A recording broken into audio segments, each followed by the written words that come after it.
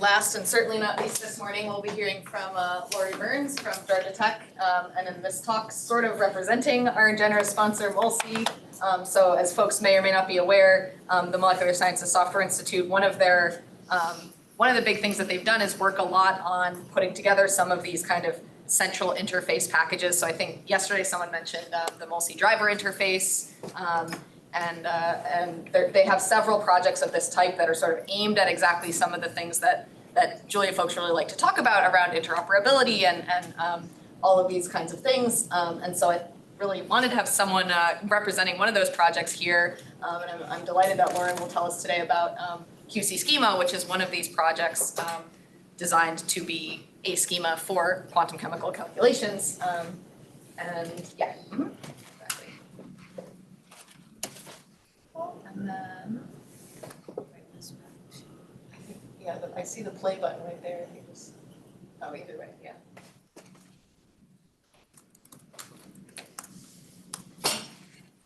Love it. All right, we're in business. Okay, so thanks a lot, and take it away, Lauren.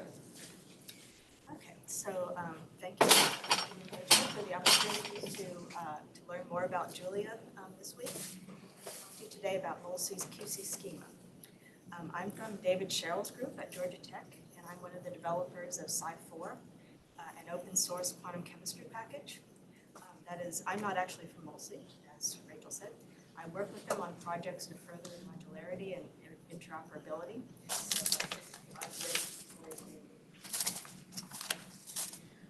Over their long development, quantum chemistry programs have accumulated decades of scholarship, method implementations, and debugged code. Could you increase the volume a little bit? Increase? Yes. Yeah, we also have, if you prefer, we do have a handheld mic you can use. There's not like one that sits on the podium, just right down here. So Probably so. that is perfectly fine. So let's try this. They tell me all I have to do is turn it on and it should connect to the Zoom and everything. Testing, testing. All right. Hopefully that will not overwhelm people with the volume and be audible on Zoom and everything. Thank you. This is a chronic problem with me, sorry. So quantum chemistry programs are prone to growing into complex monoliths that do some of everything. This is characterized as having low cohesion and strong coupling.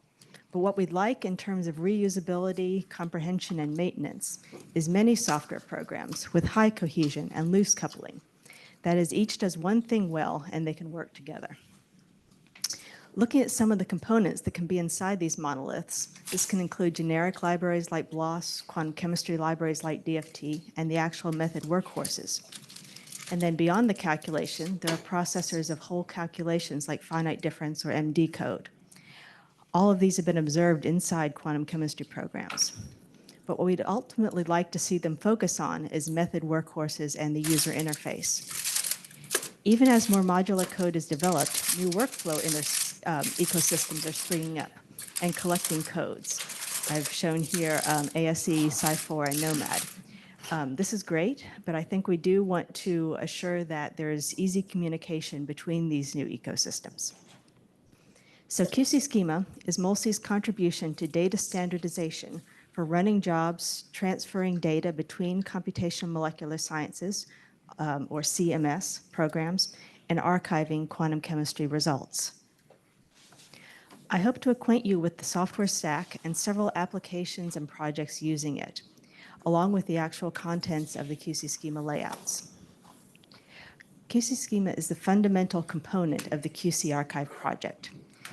If anything, you might have heard of the QC Archive database, the MOLSI QC Archive server, hosted at Virginia Tech. But this is powered by a software stack that offers a layered approach to interoperability. This is called the Quantum QC Archive Infrastructure, or QCAI, and these are usable independent of the QC Archive database. They're all written in Python and available on GitHub. Distribution is through PyPI and CondaForge. At the base here is QCSchema, which is a language-agnostic data layout for quantum chemistry components like molecule, properties, job input, or geometry optimization output. Discussions take place at this QCSchema repo, but that's out of date compared to the actual implementation. QC schema are the primary communication channel between all the pieces of the ecosystem. Nominally, it's in JSON, but practically any key value array language will do. At present, a reference implementation in Python with Pydantic lives in QC Elemental. So a molecule can be specified by simply setting its geometry and atomic symbols. And a guiding principle of the schema is that it should be composable. So a molecule becomes part of a job specification, here a CCSD parent energy. Then that becomes a result of a job result specification, and then several gradient results could become part of a geometry optimization specification. The fundamental and most complicated to write of the QC schema is molecule. At its simplest, all you need to specify is the list of atomic symbols or numbers in a flat Cartesian geometry in Bohr. This is in keeping with QC Archive's principle of using only atomic units to avoid inconsistencies with physical constants. But this is only a part of the schema. Additional fields like masses and charge multiplicity allow specifying more complex molecules. The schema includes fragmentation patterns and a real ghost field to let one specify intermolecular fragments. And center of mass and orientation fields convey how meaningful the input frame for the molecule is. Additional fields provide room for user comments, atom labels, bonding information, and some cheminformatics descriptors. Here, this box within a box conveys that this is a subschema of molecule. So here is shown part of the schema in JSON for molecule. But even with all of this verbiage, it's important to note that a validated JSON is very far from a valid quantum chemistry molecule. Here, for instance, are 6 flawed molecules. For instance, they might have a non-existent element or an unphysical charge of multiplicity, and these would pass JSON validation just fine.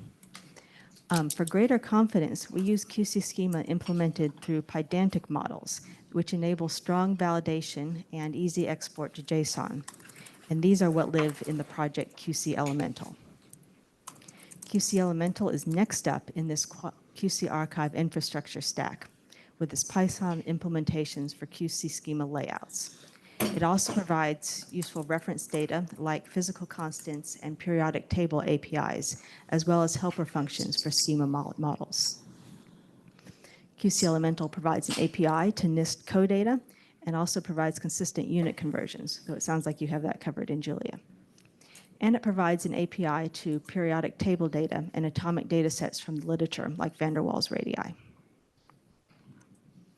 So with the Pydantic implementation of molecule, it is convenient to construct either from arrays or from string format, as shown here. Any defaults are looked up from the periodic table, and arrays are populated on demand in NumPy format. The implementation also includes helper functions for physics validation and export. This shows export to QChem format and reflects the doublet multiplicity that has been required. Importantly, QC Elemental provides easy functions to access the full shaped data and also to provide concise serialization so that you're not overstoring information in a database. So the first thing the project does right, in my opinion, is to provide extra validation code and helper functions rather than a purely JSON schema to alleviate repetitions of code in validation code in downstream projects. The next schema is for concrete basis sets, that is, those applied to an actual molecule where the centers are known. The schema includes the common name, the basis function count, the correspondence between the basis data and molecule centers, and a dictionary of basis data, which is a list of shells and their angular momentum and exponents and coefficients, with similar data for ECP potentials. An example, directly in QC schema format, can be downloaded from the new Basis Set Exchange, which has been spearheaded by Ben Pritchard, who's also the current showrunner for QC Archive. You can see that among the few dozen formats, you can export basis sets directly in QC schema format. The actual schema used within the Basis Set Exchange is similar, but not quite the QC schema basis set. Presently, the basis set schema is used for wave function output in CCA normalization, but is not used to read anything into calculations. The job workhorse of QCSchema is the oddly named atomic input and atomic result. These are designed to express any single geometry, analytic derivative, or property calculation among CMS programs. The actual type is described by this driver field, which can be energy, gradient, Hessian, or properties. Atomic here means indivisible rather than the subject being an actual atom. If you have an idea for a better name for this thing, we are taking suggestions. Ben and I are deadlocked at the moment. The atomic input consists of a molecule, the driver, a model specifying method and basis set, or the force field, and a dictionary of keywords for the single point program. There's also an extras field unregulated by the schema, which is often very valuable for actually conveying information that you need. Also present is a protocols field where the user can change the data layout, for instance, including or excluding the text output, or requesting that additional files like FCM final be brought back. Note that molecule and driver are closely controlled by the schema, while model and keywords are simply strings in the native program syntax. Once run, an atomic result derives and extends the input fields, occasionally overwriting them, for instance, with the final method orientation, so that you can read off the properties in the correct frame. Also, the program's usual text output is in the standard out field. In addition to the primary result specified by the input driver, properties such as returned energy and gradient, molecular orbital count, method energies, multipoles, iteration counts, and all of that sort of thing are returned in atomic properties. And again, the extras field comes in handy to convey information beyond what the schema specifies. Finally, wave function properties returns orbital level results like occupations and density. Right now, wave function properties is only produced by 2 programs, so it's a candidate for nixing the current format and adopting another more extensive initiative like TrexAIO. Altogether, atomic calculations are widely used and are stored by the millions at MOLSI. One of the primary uses of the atomic schema by external programs is as a single document interface, or one-shot API. DFTD4, XTB, TerraChem, and Sci4 have implemented this, so that one can pass atomic input directly into the program, as represented here, and get an atomic result out. Note that this is usually in addition to a generic Python API, as shown over here for DFTD4, and it's a very nice practice for cooperating with CMS workflows. This one-shot API can be done completely independent of QC Elemental and any of the QC archive infrastructure. The next project in the QC archive stack is QC Engine, which is sort of similar to ASE and to Julia's Adams calculators, I believe.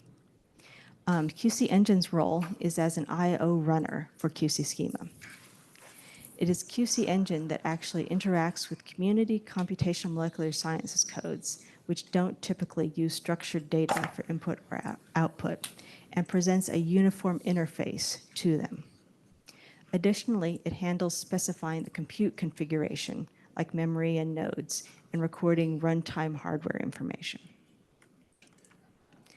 Interaction with QC Engine can occur through the command line or through the Python API by simply specifying the schema file, the target program, and optionally some hardware requests.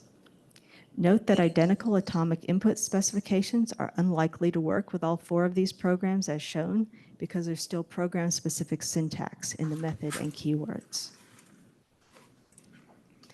At least 20 community codes have been interfaced with QC Engine through light wrapper code that we call harnesses. These are primarily quantum chemistry codes, but also include semi-empirical, molecular mechanics, component interactions, and machine learning. Harnesses have varying degrees of thoroughness and different interfacing modes. Wherever possible, harnesses use a program's API, both for stability and to preserve numerical precision. Examples of these include ADCC, Sci4, TerraChem, XTB, OpenMM, DFTD4, Torchani, MACE, and AIMNet2. Otherwise, any available structured output the program provides is used, such as XML for MolPro and others for MRChem and QCore. But the stalwart text processing through regex is definitely dominant for C4, Games, NWChem, QChem, TurboMol, MOPAC, GCP, and MPT2D. Looking a little closer at the organization of QC Engine, you can see that we distinguish between community code capabilities that can produce analytic single points, typically gradient energies, Hessians, or properties, and write for these program harnesses that communicate in atomic input and atomic result QCSchema. And I think this is analogous to ASE's calculators. For an example of what a harness looks like, we can examine MolPro. Harnesses are typically a single file defining a class that starts with memory and scratch characteristics, then defines how we can know when a program is installed and how we can get its version. And then the full process of taking in an atomic input, building an input file, executing MolPro, parsing the results, and producing an atomic result. And QC Engine provides some utilities to help with this. For building input, we can see here that the user memory is reformatted into MolPro's memory words language, and helper functions translate the molecule input. Methods and keywords are then turned into input directives for the input file, and at the bottom, a shell command is constructed to run MolPro. And then once run, MolPro's XML is collected and various attributes are selected, translated through this map at the top into QCSchema's syntax, and then the atomic result object is formed at the bottom. It is important to remember that the QCSchema is really only defining a data layout. Here we are trying to run a coupled cluster double zeta job with 4 quantum chemistry programs. At the top is the domain-specific ASCII input file, and then at the bottom is the translation into atomic input data layout. Each part of the input takes its place in QCSchema field values through the same domain-specific syntax as it started. You can note that atomic input standardized the molecule and driver, in this case energy specification, but not the basis, which is still ACCD, or the keywords, which is still this program-specific control, a CFTP. Note that even JSON schema validation can only do some minimal type and count checking, not all the requirements that you would truly rely on, like unit sanity checking. So although QC Engine doesn't do full interoperability, the QCSchema format can support it. This is a capabilities table that shows how one can add enough information to enough detail to an atomic input, and then extract enough detail from atomic result to match dozens of properties over several quantum chemistry codes, methods, and derivatives. By far the greatest use of QC Engine and QCSchema is abstracting access to single-point computations. Whereas once Sci4 had internal interfaces to all of GRIMMA's dispersion codes, it's cleaner to use QC Engine here as an intermediary. Likewise, processor codes like geometry optimizers or anharmonic frequency projects can use QC Engine as an arbitrary source for derivatives rather than maintaining many separate interfaces. Finally, another use of atomic schema by downstream projects further afield is for transporting and storing single-point records. IBM's Qiskit quantum computing framework uses QCSchema to transfer data between the classical PySCF computation and the Qiskit nature tasks. And recently, Microsoft's new accelerated DFT, which is a software as a service, uses QCSchema and QC Engine for execution abstraction and for storing jobs on the Azure cloud. So returning to the map of QC Engine, we've seen the program harnesses for analytic derivatives. Anything else gets what's called a procedure harness, which I think in ASE would be called an algorithm. These are things like multi-job analysis, things with multiple steps, like optimizations, or a generic interface, like vibrational analysis. Right now, QC Engine has mostly optimizers, Geometric, OptKing, PyBurney, and NWChem's internal optimizer. Being generic procedures, the optimizers can call any program harness to obtain gradients. Note that a CMS code can support multiple harnesses to facilitate a modular design, like NWChem can provide single points and has a harness for internal optimizations. Geometry optimizers can use the optimization schema as a job directive both for themselves and for formulating the gradients that they need.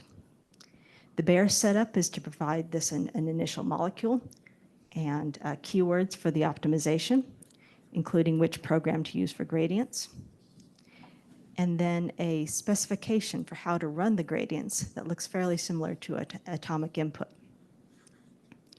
Also protocols for controlling how many optimization steps return, and provenance and extras are also in the input. And all of this is run through QC Engine's compute procedure. When the result is formed, an optimization result, it includes the final optimized molecule, the list of energies, and the list of the atomic results from the trajectory sequence. Although there aren't any optimization properties at present, we're hoping to add those soon. So in practice, an optimization input looks like this.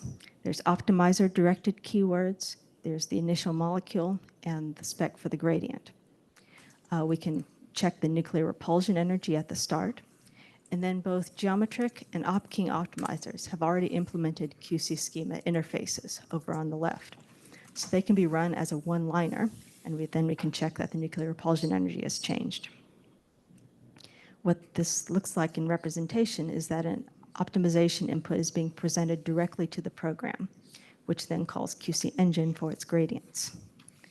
So then because they already have QCSchema API interfaces, it's also trivial to run them through QC Engine, as seen on the right. Returning to the QC Engine map, we've covered geometry optimization procedures. These are somewhat naturally sequential, but other procedures can take advantage of embarrassing parallelism rather than being run in sequence through QC Engine. And this needs the next layer of the QC archive infrastructure stack. QC Fractal is the compute orchestrator in the QC archive infrastructure stack. It handles batch compute management and database storage and query. It communicates with the MolC QC archive database or with any local QC archive installations. Though one repository, it is split into 3 packages that can be located on different computers. The QC Fractal server focuses on queue management and database communication. The QC Fractal Compute Manager orchestrates running the CMS codes. And the QC Portal client is the submission and query interface that you would have on your laptop. QC Archive is a compute and data management tool for quantum chemistry. It is highly scalable and elastic in its hardware needs. At its most complex extent, the data path looks like this. A user on his laptop asks the QC Fractal client for a calculation on a given molecule. The client queries the QC Fractal server at MolC for the job. If it's not already found in the database, the server communicates with the head node of a cluster that's running the QC Fractal Compute Manager and whose worker nodes have QC Engine and some CMS codes installed. Then the manager issues tasks through adapters like Parcel, and these submit jobs to schedulers like Slurm or PBS, which feed jobs back to the worker nodes. The QC Fractal server can apportion jobs to any number of sites, including supercomputers, local clusters, or the cloud. Once the job is complete, the tasks are returned to the server and stored in the database. So then when the user next queries with the client or through the internet, the calculation is ready. That was the most complex installation. More commonly at a university, one might install QC Fractal on a single cluster and co-locate the server and manager on the head node and use a locally controlled database. Then the worker nodes run any calculations as usual. This setup has already been used at Georgia Tech for throughput and reproducibility goals. Zach Glick here computed 50,000 drug-like molecules, which were run in 24 hours on our Hive cluster with Sci4, and then their DF2 properties were stored publicly in the MolC server before being used for ML model development. Finally, QC Archive can be run on a single computer by co-locating the server, database, manager, QC engine, and quantum chemistry programs. A specialized snowflake mode allows testing and simple task parallelism without worrying about database management. To illustrate how QC Archive can be used in a quantum chemistry program like Sci4, we'll consider trying to get a high-quality analysis for a simple water dimer. In particular, MP2 with a basis set extrapolation, a couple cluster calculation, and a correction for basis set superposition error.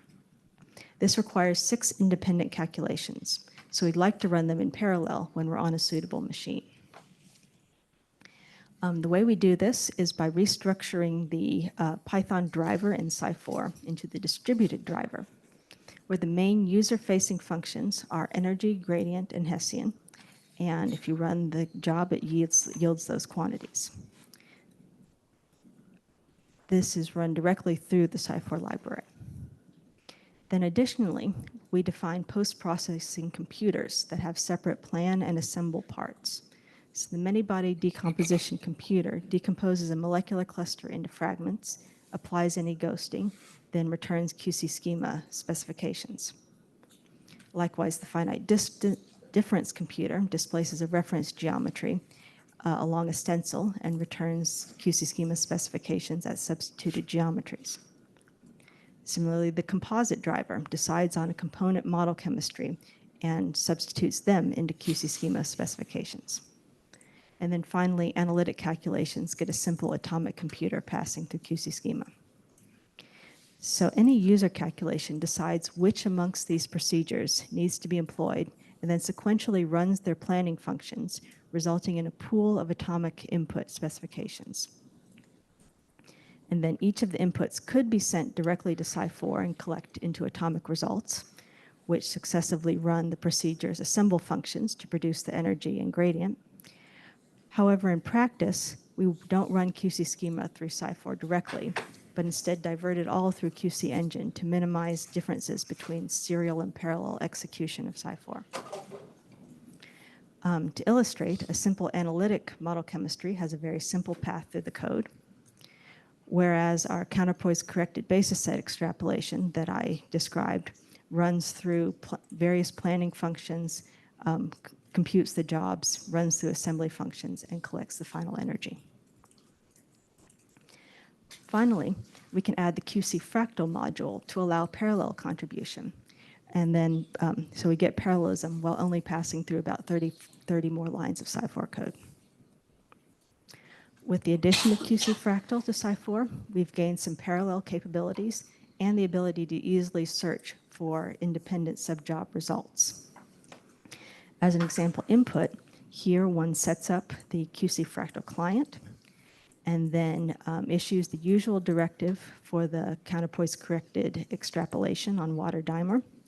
Only we ask it to return a plan rather than to actually compute it. We wait for the jobs to execute and then collect the resulting final interaction energy. For bonus, if one then requires a calculation that's a subsidiary of the original request, you can just look up all the results in the database and return them instantly for free.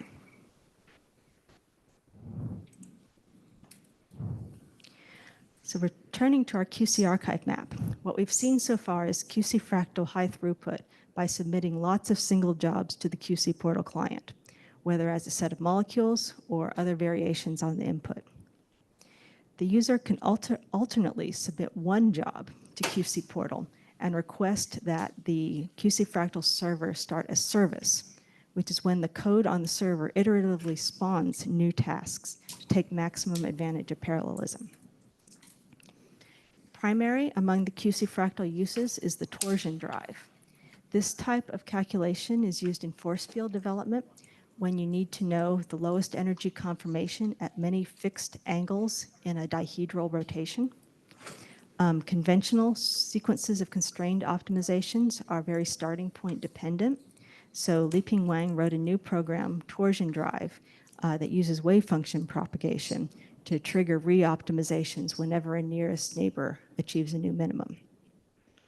The schema for a torsion drive consists of an input molecule, a set of keywords to control the angle spacing, instructions on how to run the optimizations, and then you also need instructions on how to run the gradients.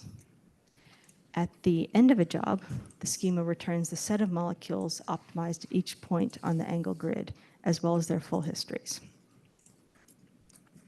Torsion drives power the Open Force Field project, which is a collaboration between industry and academia to automate force field development. Submitting a torsion drive usually means creating a molecule. Here is shown hydrogen peroxide. Creating the schema, submitting it to QC Fractal, waiting for it to complete, and then querying for the final energy. The resulting torsion drive produces a large amount of linked data on the QC archive server, which is shown in this graphic. There's molecules, gradients, optimizations, torsion drives, and so forth. Open Force Field runs large quantities of these and has already released force fields called Sage and Parsley, and I understand Rosemary is coming soon. Lastly, the many-body schema derives a many-body expansion calculation, where the total energy of an intermolecular cluster like water hexamer is approximated by summing all the one-body interactions, all the two-body interactions, all the three-body interactions, and so forth, truncating at some point.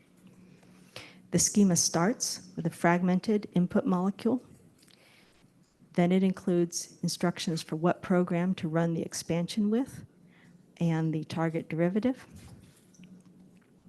Then there are keywords controlling the many-body expansion, and then keywords controlling how to run the single points that the many-body expansion needs. Upon completion, the schema returns the final energy or derivative and a set of properties customized for the many-body expansion, as well as details about all of the subjobs that were involved. We started the QC many-body module by extracting 2 files from Sci4 implementing the many-body expansion. By outfitting them with the QC schema interface and then hooking them up at various points in the QC archive stack, we provided multiple entry points for running MBE at different parallelisms and using arbitrary sources, arbitrary quantum chemistry sources. And so this is far more useful to the community than simply being stuck in Sci4. Ways of running QC many-body program include no schema at all, which needs none of the QC archive infrastructure,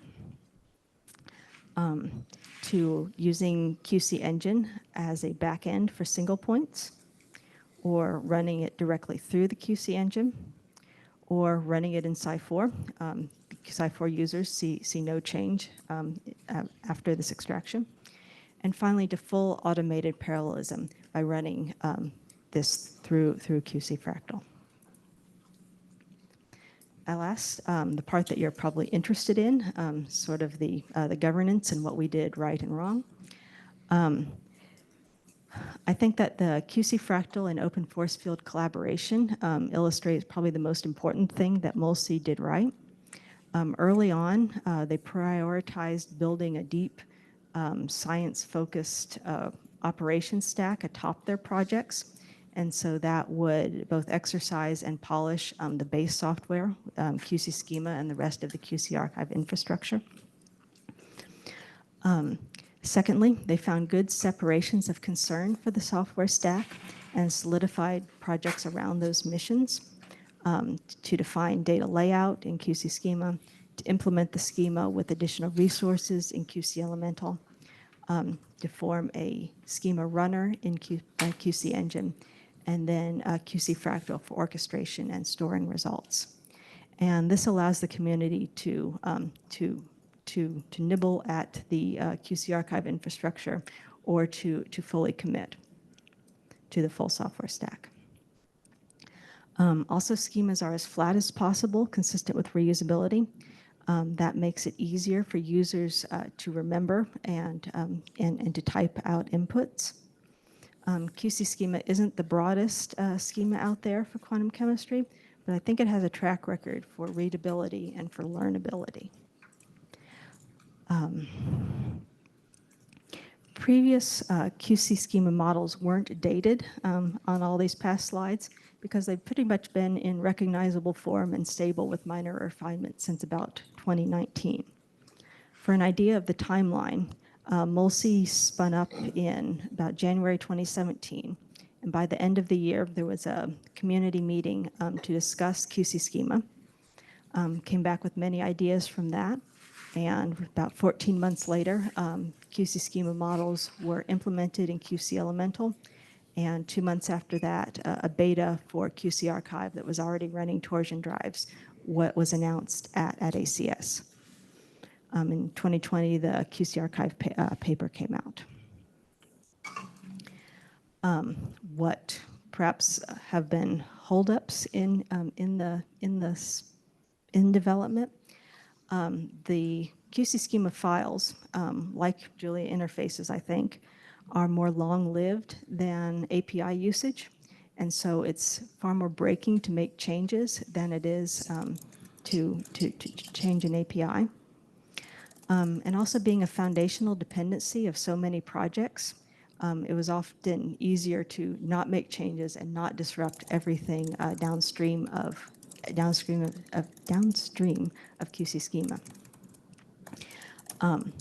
Regarding QCSchema changes and governance, I think mostly sort of expected consensus on contributions and decisions.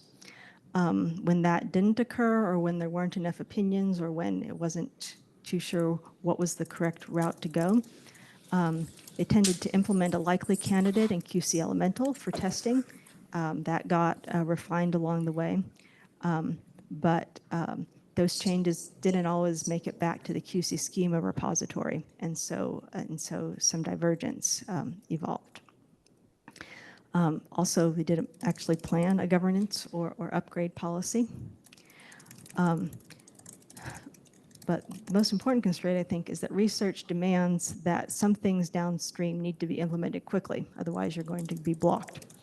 But research also demands that all your dependencies be nice and stable and not interrupted by new fields that other people need. So this is always a tension that you somehow have to live with and find a happy medium. Another thing, it's not a fault, it's just a fact, long-lived branches. When Ben Pritchard took over the project in spring 2020, there's a lot of feedback from Open Force Field about using the QC archive. And so he started an overhaul dubbed Next. And that got merged in after a lot of alphas and betas 2 years later. So while that was being entirely rewritten, we sort of had to freeze other parts of the ecosystem so that we weren't changing two things at once. But that got merged last September. It's a complete rewrite with better performance, more flexibility for running software, and we're able to change users are able to change job status and delete records and rerun jobs. So finally this year, we're preparing for the first ever major schema change. Between the constraints of major redevelopment and slow maintenance and fear of breaking things, I think dealing with QCSchema so far might have seemed like this famous XKCD. With Ben's QC Fractal release a year ago and other plans, I think the project is finally moving forward again. The long-standing version 1 schema has both internal and external problems. The external came about because Pydantic released a version 2 rewrite a year ago. And while the changes to QCSchema aren't big, they also impose some technical constraints, which meant that QC Archive, Sci4, and Open Force Field would all have had to leap at once, which simply couldn't happen. Internal problems are some design decisions that we've since thought better of. Here you can see the atomic optimization and torsion drive inputs. All of these need to specify single points, but they use two different classes for doing so that differ only by a molecule. So that's not optimal. Optimization and torsion drive both need to specify optimizations, but again, they use two different classes. And also, all of the overwriting involved in result inheriting directly from input is annoying for actually extracting the input conditions. And finally, if you look at where the program is specified, it's scattered sometimes in the command line, sometimes it's in a named field, and sometimes it's in a dictionary. All of this indicates a technical overhaul is overdue. Note that this is a technical, not a feature overhaul. I've had the opportunity to work this semester with the Center for Scientific Software Engineering, sponsored by VIS, and this overhaul is underway. After this, both the old V1 and new V2 QCSchema will be accessible from the same package, so adoption downstream can take place gradually. That part and updating to Pydantic version 2 is completed, and I'll next embark on rearranging the data layout for greater composability, standardization, and predictability. The biggest change in atomic input is that all the how to compute fields are moving down into a new atomic specification, while the what fields remain at the top layer. And the CMS program can be specified within the schema, as well as through a function argument. Most relevant to this community is that molecule needs some change for technical reasons, and so we'll likely add the periodic box vectors as the one new feature for QCSchema V2. For atomic results, the biggest change is that the input and output fields are clearly distinguished, with the former lying behind the field input data, and so both orientations of the molecule, input for restart and the final for the properties frame, are accessible. Procedure schema get a bigger overhaul. So fields describing how the optimization should be carried out go down into optimization specification. And optimization can reuse the atomic specification from atomic input. This ultimately allows more complicated optimizations calculations to be defined. And we combine the execution call.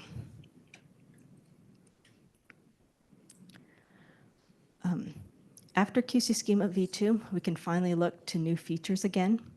We want to revive the QCSchema repository for a pure JSON schema exported from Pydantic models. We want to coordinate closer with CClib for parsing results in QC Engine.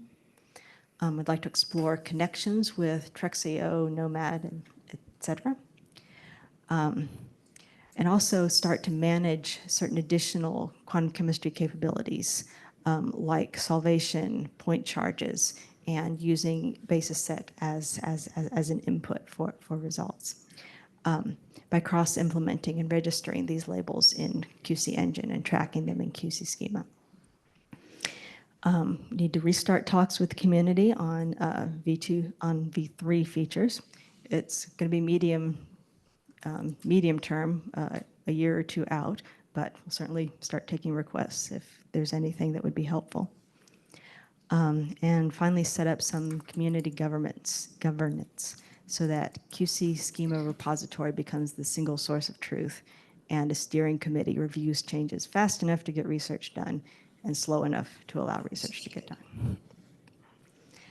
So with all that, all this work was done by many people, including the developers of Sci4, everyone who contributed a CMS program or procedure harness to QC Engine, the developers of QC Archive, particularly Benjamin Pritchard, the current showrunner, and Daniel Smith, the original showrunner.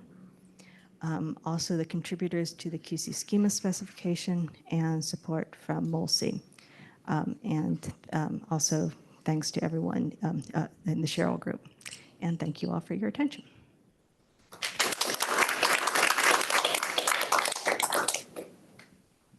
Great.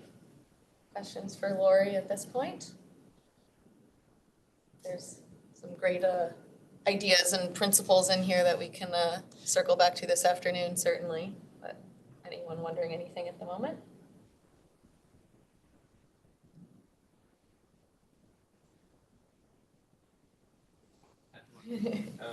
The KISS kit, the one, the quantum computing focus package just mentioned, it's a kind of something that the schema is ventured into, or? Something, It does, it's, maybe I don't know enough about it. It's not part of the quantum chemistry package, right? QSKIT. right, it's not a part of any quantum chemistry package. It's, I think the project title is QCSkit Nature, and it's IBM's simulator for quantum computing. And so they need resources from what they call classical, and I would call quantum chemistry, through PySCF or Sci4. And so QCSchema is just the medium of exchange. Okay, I see. Thanks. That's trying to establish the connection. Okay. So as far as I understood, the QCSchema is not very changeable. So how do you decide at the very beginning of your program that what kind of field you want to put inside your, if it is not very changeable, how, if I want to add new properties or something, how do you make that possible? So, right, QCSchema is not a schema for developing developing workflows. It has a few prescribed types of calculations, the single point, the optimization, torsion drive, et cetera. So for what properties you would want to get back, are you? Oh, no, I'm just setting an example. For example, if I want some not predefined field in some sort of calculations, how do you add new fields? How do you just... So the quantum chemistry code or whatever would need to know how to compute those, and you would need to know the domain-specific language input that you would ordinarily feed to the program. So whatever keywords you would need to activate in order to tell the quantum chemistry program to go ahead and compute the dipole or the density matrix or something like that. And possibly, if it's not already implemented in the program harness, you would need to instruct the program harness to process those keywords, to process the keywords from the atomic input into the directives that the program understands. So a lot of those are done, and a lot of them are done generically. For instance, if you wanted to add a field of point charges, that is something that you would have to put them in a particular place in the atomic input. And at present, you would need to teach QC Engine to process that list into the directive for the quantum chemistry program. Cool. All right. So I had originally had on the schedule that we would do like a little bit of sort of pre-planning for the afternoon discussions. But I think we had a lot of awesome stuff and already some discussions this morning, and which ended up in us being a little bit past the schedule, and the lunch is already here. So I propose we just move that to the beginning of the afternoon session. Then we can all have our lunch. So this concludes the sort of public, or not public, the sort of broadcasted, recorded version aspects of the workshop. And we will reconvene after lunch at 1:30 to have some more, slightly more freewheeling discussions. I have some plans, but we'll sort of see where things flow. I think a big value point of having this workshop was bringing everyone together, so I wanted to leave a good amount of time for discussions. And looking forward to that after lunch. So see folks back here in an hour. And thanks again, Lauren.